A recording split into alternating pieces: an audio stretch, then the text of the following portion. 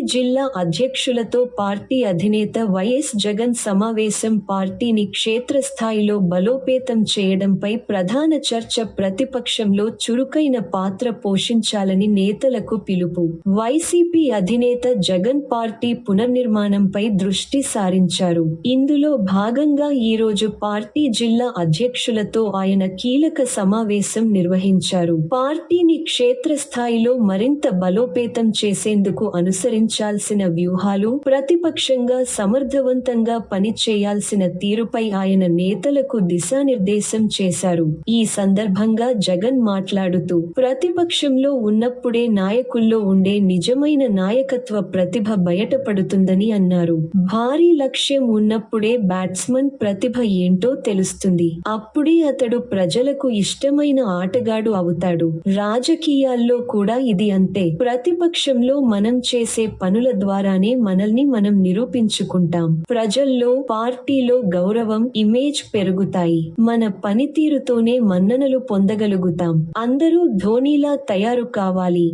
అని చెప్పారు. జిల్లాల్లో ప్రజలు ఎదుర్కొంటున్న సమస్యలపై తక్షణం స్పందించి బాధితులకు అండగా నిలవాలని జిల్లా అధ్యక్షులకు జగన్ పిలుపునిచ్చారు. ప్రజా వ్యతిరేక అంశాలపై గట్టిగా పోరాడాలని, పార్టీ కార్యక్రమాలను చురుగ్గా నిర్వహించాలని స్పష్టం చేశారు. మనం రాజకీయ నాయకులం. మన జీవితాలను రాజకీయాలకే అంకితం చేశామన్న విషయాన్ని మర్చిపోవద్దు. ఎట్టి పరిస్థితుల్లోనూ వెనకడుగు వేయకూడదు.